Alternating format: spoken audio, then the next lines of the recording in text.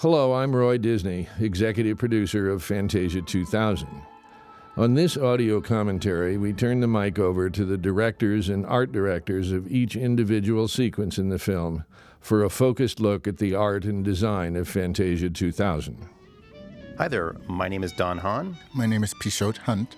And we're here to discuss the direction and art direction on the interstitials. This opening shot features a lot of what we called sails. They're these kind of set pieces that float through space. And we wanted to create a sense of history for Fantasia. So we used film clips from the original Fantasia, all projected on these virtual set pieces that would then land and create kind of a concert hall for Fantasia 2000 to take place in. Don really had a great idea of these things flying in on sails. We did want to make them cathedral-like, but we also wanted to add a little bit of magic, not quite pixie dust. So we came up with these little balls of light, which will later be the lampstands for the orchestra to play by.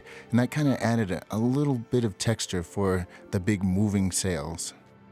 Here comes James Levine on a scene that was shot on Halloween in 1998 and the introduction of Fantasia 2000.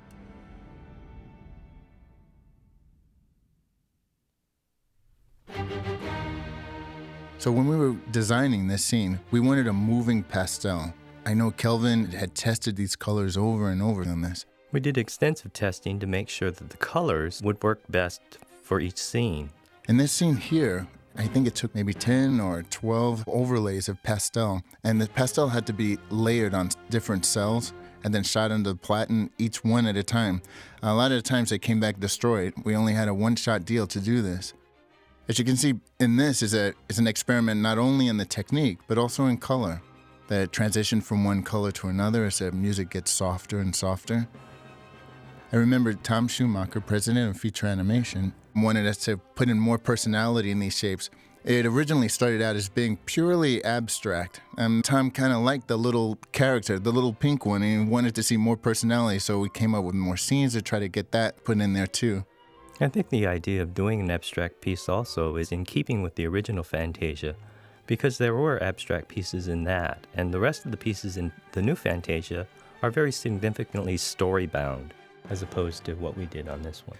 You know, just talking a little bit about the contrast, there seems to be a really strong contrast in the music. Very little melody, but a fight or a force going on. So Kelvin and I kind of listened to this and kind of developed a battle between these two forces. And we tried to do that in design and in painting and in color and in texture. And I think one of the ways to do that was to do a pastel piece, which has never been done in animation before because it's so difficult to put this artwork under a platen and put cells on top.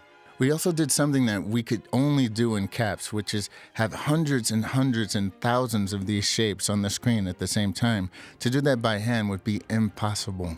CAPS is our computer system where we take the drawings and scan them into the system and we paint all of our characters on the system. Everything's scanned into the computer now. We still do traditional backgrounds, but all of the painting element is now done on the system, which is now called the CAPS system. I know a lot of people think now at the studio, especially with the onset of new technology and computers, that everything we do is done on computer. Well, there's a lot of handwork here. We did traditional animation. We painted backgrounds on board like we usually do. We also do a lot of hand work on cells using airbrush and sponge techniques to get that pastel to lay down on a cell as we got it to the platen. I also love the opportunity to do something in pastels. It's never been available as a final product because of the technology. In CAPS, we can actually do pastels and use it.